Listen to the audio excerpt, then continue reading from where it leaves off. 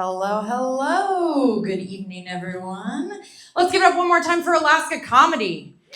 Yeah, bringing lots of great comedians here for us, so we really appreciate them.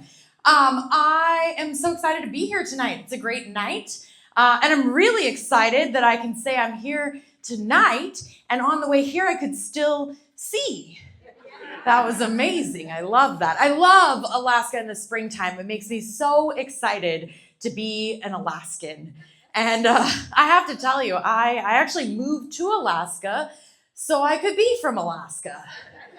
Yeah, you know when you travel and people ask where you're from, I used to have to tell people, oh, I'm from Georgia. It's a very different reaction, you know? They get kind of sad. They ask if I know how to read. Yeah. So now when I go places, I get to tell people, like, I'm from Alaska. And people are really excited, right? They're like, oh, you must be some kind of badass. Yeah. Like you wrestle bears and live in an igloo. Like, yeah, I do. Yeah. Nobody ever asks if I know how to read. Because if you're wrestling bears, who gives a shit if you can read? Right? It's awesome. I do. I love telling people I'm from Alaska. It makes me feel really cool. I think I'm awesome. But then sometimes I think and I look around at my friends and I think, like, I could be cooler, maybe. I don't know. My friends are always doing really cool stuff, like Wellbutrin, Paxil, Adderall. I don't take any of those drugs. And I think, man, I look at my life and I'm almost 40 years old and I'm a single mom and I live with my dad and my boyfriend who won't marry me. And I think maybe somebody should write me a prescription. It seems fair, right? I don't know. It's hard. Like I mentioned, I live with 3 men, and I've been spending my spring break doing some spring cleaning. Yeah, going around the house, getting rid of things I don't use anymore, you know? Anything I figure if I haven't touched it in 6 months, who needs it, right? So taking all those things that don't spark joy for me and just putting them in a box. And I took the last load to the dump today. Our house is completely empty of stuff I don't use. We have no more tools. I figured the last time I touched a wrench, I think I was playing Clue. So I figured we should get rid of it. I don't know. It seemed good to me. I have a teenage son. Anybody have teenagers at home? Yeah, we don't get a lot of noise for that.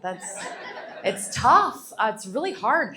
Cleaning up after a teenager is terrible. I don't know about you, but my kid, when I go down to his room, it smells kind of like sweaty feet and corn chips, I think is the odor, you know? And I've just been waiting. I kind of give up on it. I hear it gets better eventually. He'll care what he smells like. And he'll realize that it's corn chips and he'll do something about it. I don't know. I'm hopeful. Every now and then I get a little glimpse of hope. You know, he came upstairs the other day and I thought, whoa, that's not corn chips. And I said, hey man, what are you doing? He says, oh yeah, I decided to borrow some of Grandpa's cologne. That's right. I'm the only 13-year-old that is wearing a 60-year-old bottle of Aqua Velva. Yes. It is my child that smells like a 70s porn star.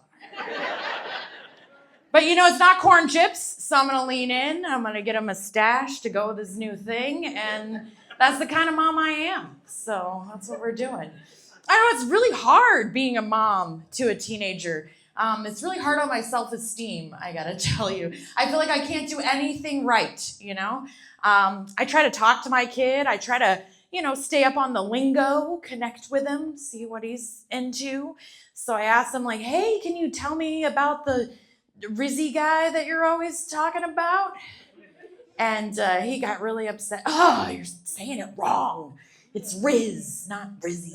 And I was like, oh, okay, sorry. Just taking notes, trying to make sure I get it right. And I asked him, like, hey, tell me about your sick drip, man. That's like, Where'd you get that sick drip? Somebody really cool must have got it for you. Me. It was me. I bought everything you own. He didn't like that either. He was not into it. That's okay. I waited till he had some friends over, and I thought I've been studying, so I thought I could get some really like cool mom points, Brought out some bagel bites. Turns out those aren't cool either, guys. I don't know, in case you were wondering. And I just said to all the kids, I said, hey, you guys, check out my drippy Riz. And that's, those kids aren't allowed at our house anymore. All their parents think I have some kind of STD. I don't know, it's crazy, it's wild. It's a wild world. I do also live with my dad, like I mentioned, and that's tough too. My dad's old, he's retired. He does what I imagine all retired people do. He gets up at 5 a.m., smokes a fat bowl, and finds a dark corner to sit in. And then so whenever I get up and I'm trying to get ready for work, I walk out into the kitchen, and then just from the shadows, I hear like, good morning. Like, hey man, what are you doing? And he doesn't know because he's high. He has no idea. Yeah, but my dad has to get up early because he has to be the first one at the transfer station.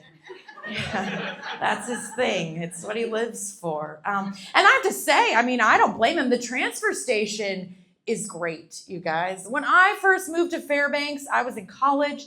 I had some friends that were like, hey, you know what would be fun for a Friday night? We're going to go out to the transfer station. And I thought, man, I'll try anything once, I guess. I went and I was like, you guys, this is trash.